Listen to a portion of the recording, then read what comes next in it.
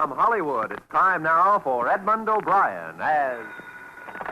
Johnny Dollar. Jack Barton, Johnny. Take this down. Policy number 245-7809. Got that? Yeah, got it. Los Angeles, California. Amount $1,150,000 straight life. Beneficiary, Mrs. Mabel Trandom. Insurer, her husband, Mr. Harold Trandom. Right, it's all down. Now, what's the problem? Officially, there's none. As you know, the company can't take any preventive action. But we certainly aren't very happy to learn that there has been an attempt on Mr. Trandom's life.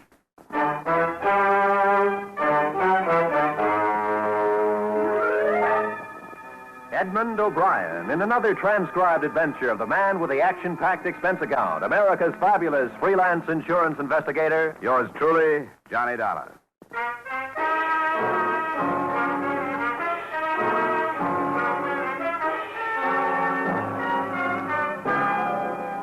Expense account submitted by Special Investigator Johnny Dollar to Home Office, Clayson Mutual Assurance Company, Hartford, Connecticut. Attention, Jack Barton. The following is an accounting, unofficial but very payable, of my expenditures during investigation, also unofficial, of the Harold Trandom matter. Expense account item 1, $250.67, transportation incidentals, Hartford to Los Angeles, and to the 2-acre Bel Air estate of the prominent coupon clipper, Mr. Harold Trandom.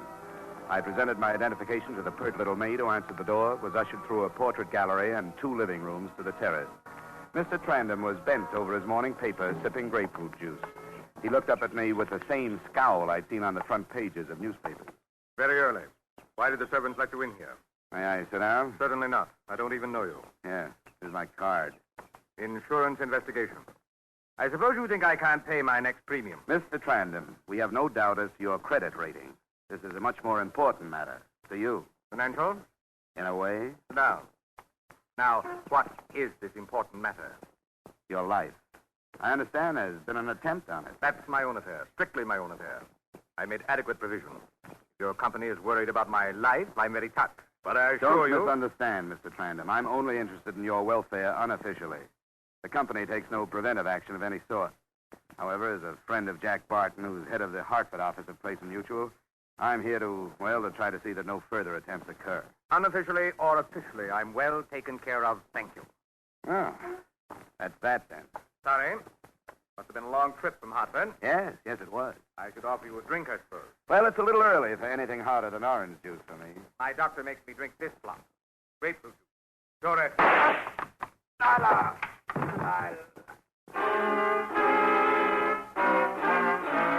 Slumped over the table and slid to the floor, still holding his chest. An army of servants rushed out and tried to look like they knew something. I was obviously the major suspect, and they vied with each other in their attempt to blame me. But nobody bothered to call 1 a hospital and 2 a policeman. Finally, one big guy, obviously a bodyguard, scooted everybody but me off the terrace and sat me down. He's dead. You didn't do it, did you? No. I didn't think so. But if I go back to the boss and tell him Trandom was knocked off right in front of my eyes, I'll get the axe, you know what I mean? Yeah, I know what you mean. No, I'm prepared to exchange information with you. Well, that's mighty generous. I'll see you later. No, please, wait, don't go. Lord, didn't you see nothing at all? Nothing I can go back and say, Mr. Halmer, I had my eyes open? Well, if it means your job. Yeah, it does. Believe me, it does. I saw a wisp of blue smoke over there, that clump of bushes across the lawn. And a man, he run away. No man, just smoke. The shadow of a man. Just smoke. The gleam of the gun. A thin whiff of blue smoke. This is all? Look, you can make up the rest as you go along. Now, if you'll excuse me, I got a phone call to make. I think the police ought to know about this.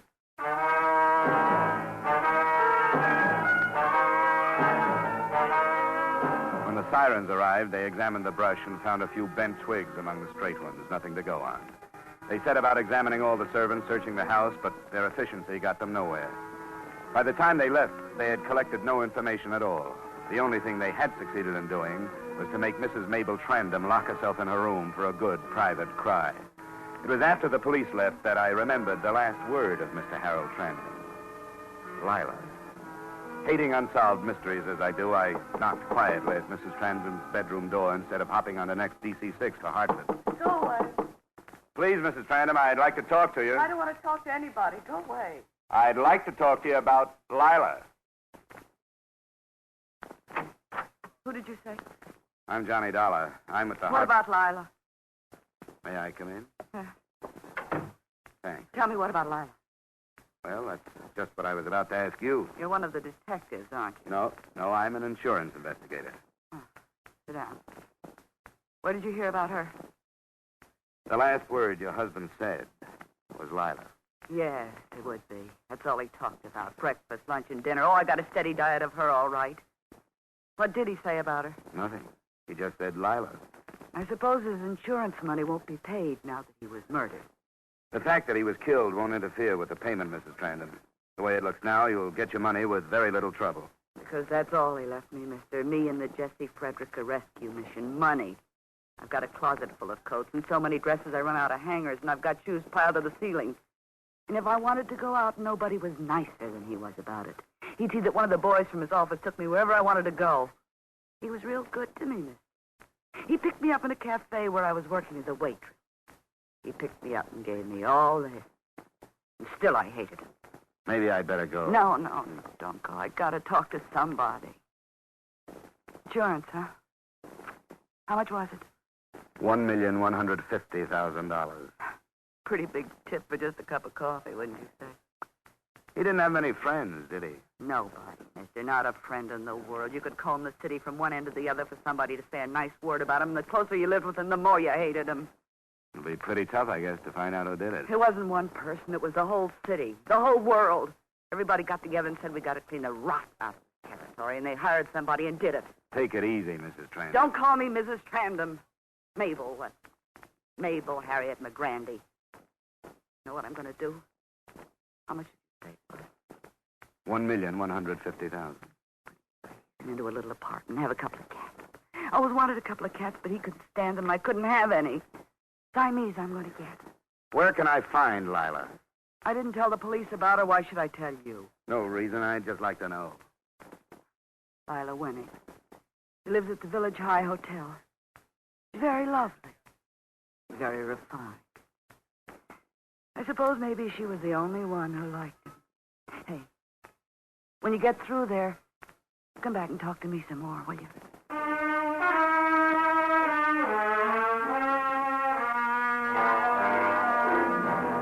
Expense account item 2, taxi fare to the Village High Hotel in North Hollywood. 4 tanned kids dashed in and out of a sprinkler's path. I walked to the last apartment to the right and knocked. I knocked again. I knocked a third time and tried the door. It was locked. I looked in the window. Through the lace curtains, I could see the body of a girl. Her head lolled crazily to one side, and there was a small red dot on her temple. The police investigated. The bullet hole was the quick work of a .38. There were letters in the bureau drawer, letters to Harold Trandon. The sergeant who found them grabbed the nearest chair, propped his feet up on a stool, and settled down for a long day's reading. Hey, listen to this. How I die to have you put your arms around me again. Darling, you must know how much I miss you. You must know how much I love you. And then she takes it from there. All right, Sergeant. You've had your kick for the day. Dollar, you seem to be just about everywhere these days. Mabel Trandon gave me her address. She tell you anything? I gathered that Lila was the other woman in this mess. Only one left out of the 3. I think maybe we'd better pick Mabel up. She didn't have time to do it, Lieutenant. I was with her right up to 20 minutes ago. Would you swear to that in the courtroom? Yeah, I'd have to. In that case, let's look around. Thorough search, Sergeant. Room by room. Right, Somebody Lieutenant. hasn't heard. Right. I'll get it. Hello? No, she isn't right now. Who's calling, please? I see. No, I don't think she will. I'll tell her. Yeah, goodbye. Jesse Frederica Mission calling. We wondered if Miss Wenig was going to be down today. She hasn't been down since last week. The boys miss her. I bet they do all right. I understand she was quite a charitable girl, devoted a lot of her time to the down and outers. The Jesse Frederica Mission. Huh. See you later, Lieutenant. Where you going? Well, I think I've heard that name somewhere before. I'm going up another blind alley. If I pick up anything, I'll give you a ring.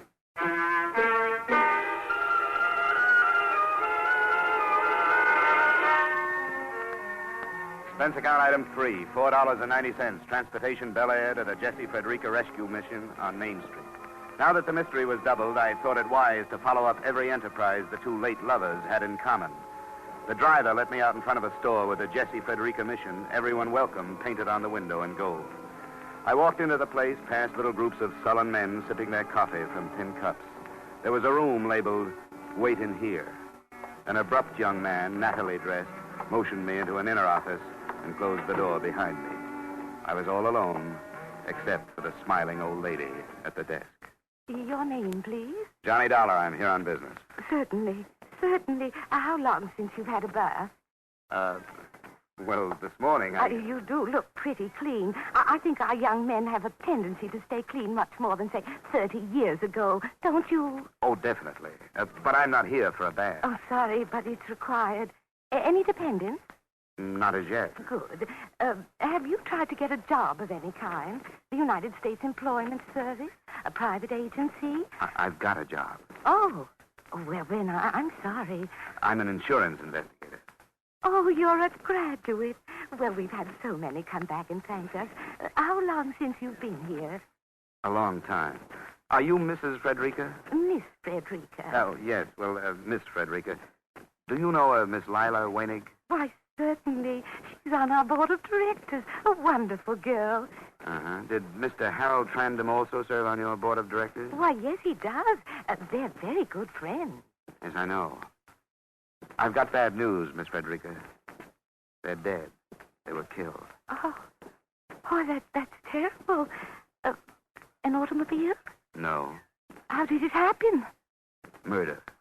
I'm an insurance investigator. If I could stay here for a while, I might be able to learn something of importance. What about it? Well, I don't know. We've never done anything like this before. I promise I'll take that bath. Can't you just pretend I'm one of your boys? Well, perhaps I could, Mr. Dollar. Perhaps I could, Mr. Dollar. You just use all the hot water you want to.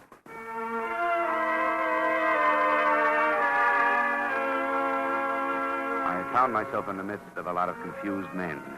Men made even more helpless by belief in their own failure. I hung around the rest of the day listening to their stories. Toward evening, I found myself reliving an imaginative experience with a little white-haired, stubble-chinned guy who had forgotten I was even around. U.S. Kiddison started going up in the morning. I watched it. I never took my eyes off that tape. It was climbing like a bird straight to heaven. Well, I'm telling you, I couldn't breathe. I was so excited, and I turned to Thomas Lamont. He was as close to me as you are, you know. I turned and said, "Looks pretty good, huh, Tom?" And he smiled and said, "Yes, Ben, we're going to be all right."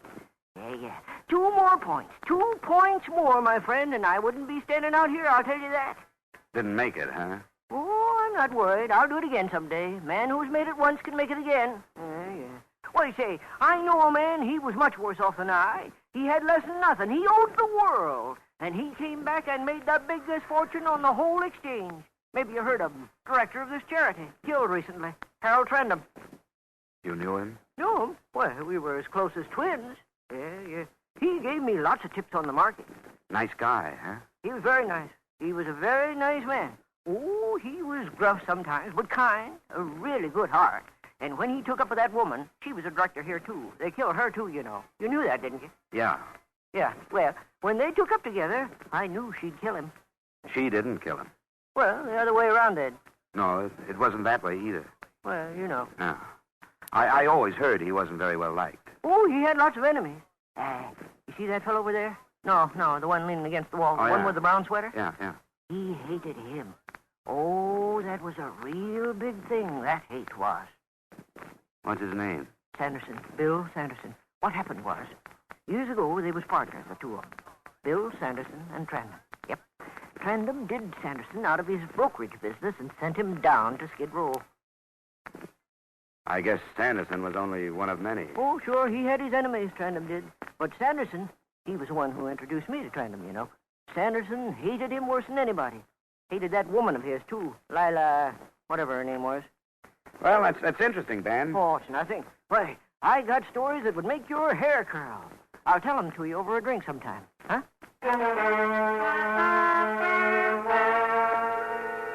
I had noticed Sanderson watching me out of the corner of his eye. He was a big man of indeterminate age, rolling a toothpick around in his mouth.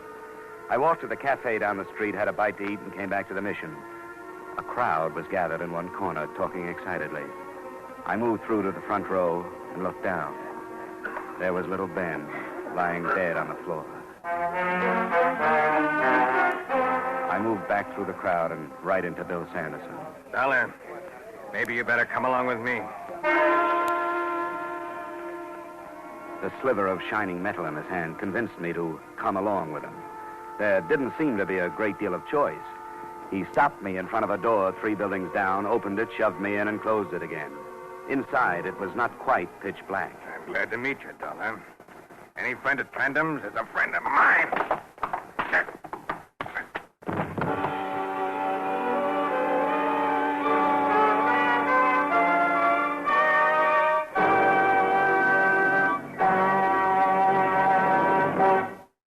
We will return to the second act of yours truly, Johnny Dollar, in just a moment. The radio audience has the chance to be a part of a quiz show. They can enjoy laughing along with the nation's top comedians, too. But Dr. Christian is the only dramatic show on the air which is actually written by the radio audience. Each Wednesday evening, over many of these same CBS stations, you hear Gene Hersholt as kindly, gentle Dr. Christian tell a story which has been sent in by a CBS listener. Here's your chance not only to enjoy a radio show, but be an actual part of that program by writing it yourself. Be listening each Wednesday evening when CBS presents Dr. Christian. And now, with our star, Edmund O'Brien, we return to the second act of yours truly, Johnny Dollar.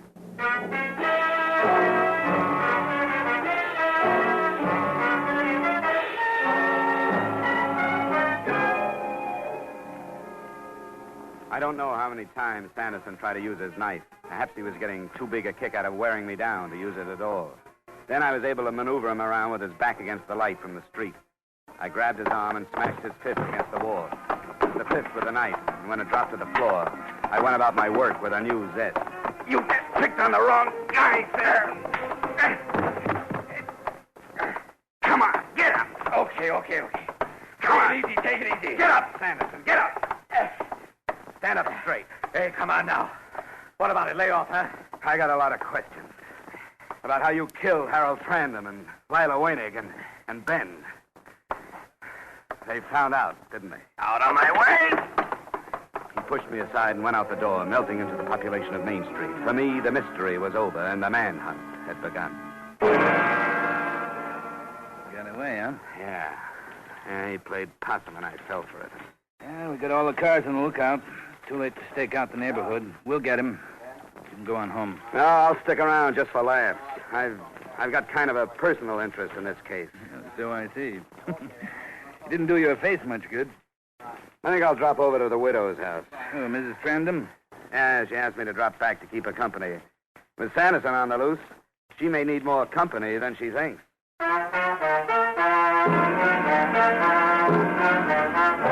Expense account item 6, $4.50, police headquarters to the Bel Air mansion of the late Mr. Trandham.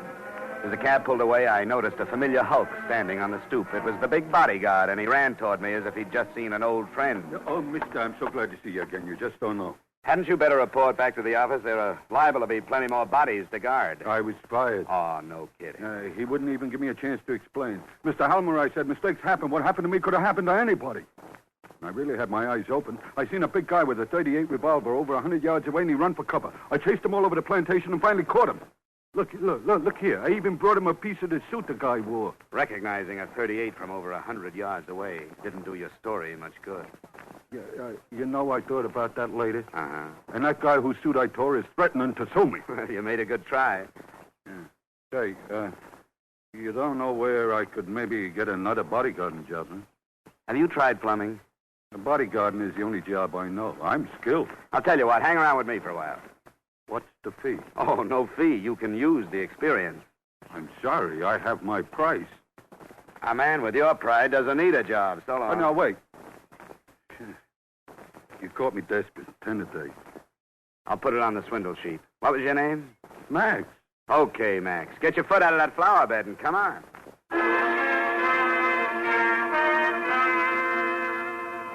My earnest protector and I went up the grand staircase led by a butler, Max keeping a good 6 paces behind me like an Arabian bride. The butler went through a door, leaving us to wait in the hall. When he came out, he whispered to me to wait. He went downstairs. I opened the door, leaving Max on the outside, and walked in. Mrs. Harold Trandom, who preferred to be called Mabel, was fingering the ears of a white cat on her lap. Isn't he beautiful? He's lovely. I want to ask you about a guy I ran into a few hours ago. Do you happen to know Bill Sanderson? Bill Sanderson? No, I don't. Blonde or dark? You know, you aren't the lonely little girl I remembered talking to this morning. What makes you so happy? I'm going away. Where? Somewhere. How much did you say that policy was for? A lot of money. You can mail it to me. You going alone? All alone. Pretty girl like you alone all this time? Hard to believe. Oh, it'll be different now. You'll see. I've got my next guy all picked out. In my mind, I mean. He'll marry me for my looks and my money, but mostly for my money. Then I can be boss for a change. You wouldn't mind if I took a small look around the room, would you? Keep your hands off things that don't concern you. I know all about search warrants. I'll bet you do. But keeping letters like this on your dressing table isn't playing it too smart. You keep your hands off my personal mail. Signed by Bill Sanderson. You shouldn't leave things like this around. I don't know what you're talking about. Mabel, I should have known that a girl with your looks wouldn't just sit around with her crocheting while her husband gallivants about town. You better get packed. Those tickets on the table are for the 6 o'clock plane. It's 4:30 right now. Don't worry, Mr. Dollar. I'll make the plane. You keep everything handy, Mabel. Point that the other way, would you mind? We'll make that plane. Bill has wonderful plans. There's Rio and Argentina and all those South American countries. Nobody's going to stop us now. So you paid Bill I paid Bill nothing. He killed Harold because he loved me. Should have married him in the first place, but he didn't have the money, and that was important to me then. Met him too late. I met him after Harold had torn every penny and every bit of self-respect out of him. He's killed a few more since you last saw him. It's been one after the other. I don't suppose you've heard about Lila Wenig and poor little Ben down at the mission. You're a liar. It'll be in this evening's papers. Or better yet, you call the police department. You're going off with a mad dog. He's tasted blood and he doesn't know when to quit. You've got over $1 million. Take my advice, Mabel. Find yourself another guy. Get out of my way. You're an accomplice to one murder. Don't try for 3. Get out of my way. I always bow to firearms. This is the room with the outside lock. Goodbye, Mr. Dollar. Max! Max! Hey, boss, what happened? Where were you? Oh, I was catching a few winks. Tired? I thought I'd die. That's being on the job, Max. You're fired. Why? What'd I do? A young lady and a killer are about to embark for South America, and you ask what you did. Here's your 10 spot. Try the one ad. I ran down the stairs, brushed aside the butler, and opened the front door just in time to see Mabel's car pull out of the garage and grind over the gravel to the gate. Through the rear window, I saw her suitcases piled high in the back seat. I rushed back into the house and grabbed the phone.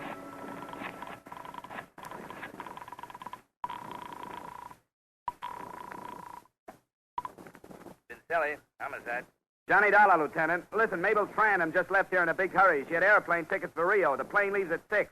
She's picking up Bill Sanderson first, somewhere. Don't tell me she's in on her husband's death. Very much so. She knows I saw the tickets, so she may try another means of transportation. Better cover all the exits. Good work, Dollar. I'll get right on it. Say, Lieutenant, there are too many cab fares listed on my expense account. You haven't got a car you can spare. Sure thing. I'll send 109 right over.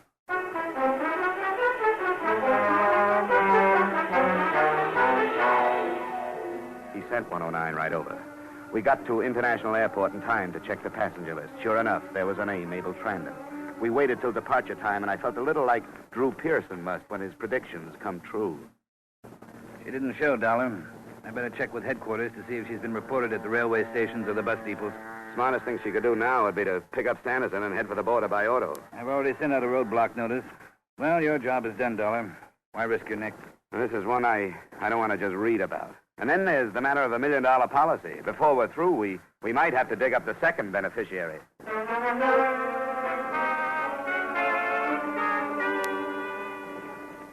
Lieutenant Vincelli checked with headquarters. They had not shown at any departure points. The roadblock had been set up on the coast route just out of Capistrano, where 101 and its alternate meet, the only highway south. Everybody was giving a 3-time killer just the sort of attention he deserved. It was getting dark.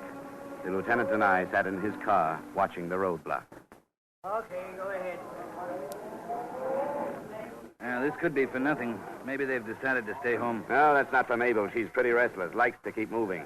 I think they'll make a try for the border tonight. Hey, look up there. Somebody's pulling on a line. Yeah, he's turning off onto the shoulder. He's going to try to crash the block. Okay, let's go.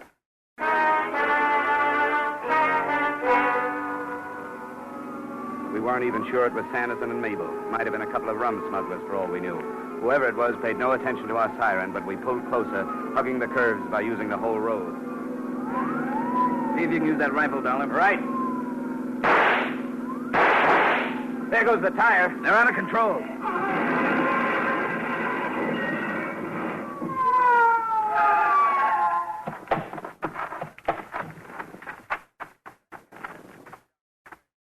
Is that the car? Yeah, that's it. Let's try to get this door open. No use, Lieutenant. Look inside. Yeah. Yeah, I better get on the radio.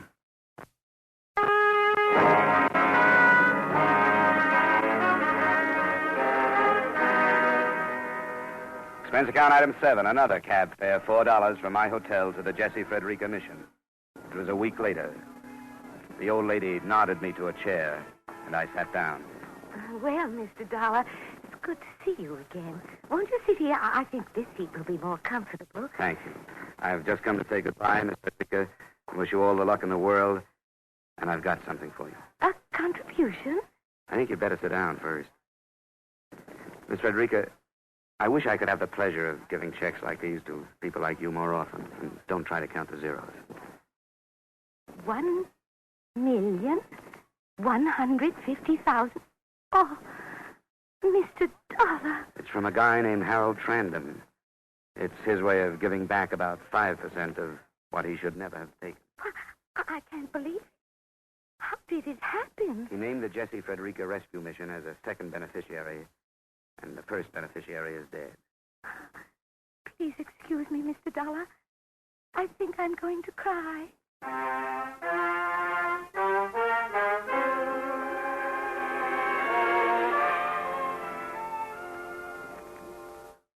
She did. As quietly as possible, I got up and left. I walked out onto Main Street, down past the little shops, the surplus stores, the shoe-shine parlors, and the all-night movies. And I couldn't help thinking, $1 million can buy a lot of turkey dinners. Expense account total, $736.82. Yours truly, Johnny Dollar.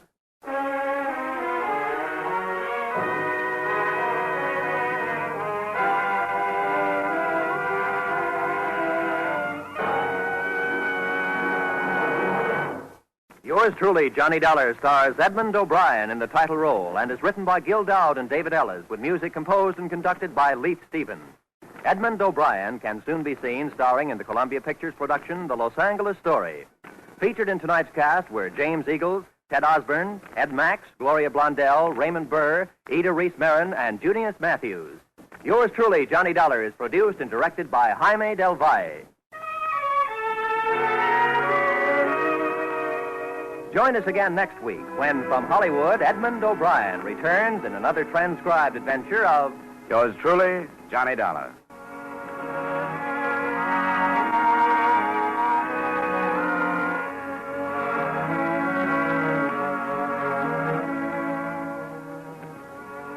This is CBS, where Wednesday night is Bing Crosby night. The Columbia Broadcasting System.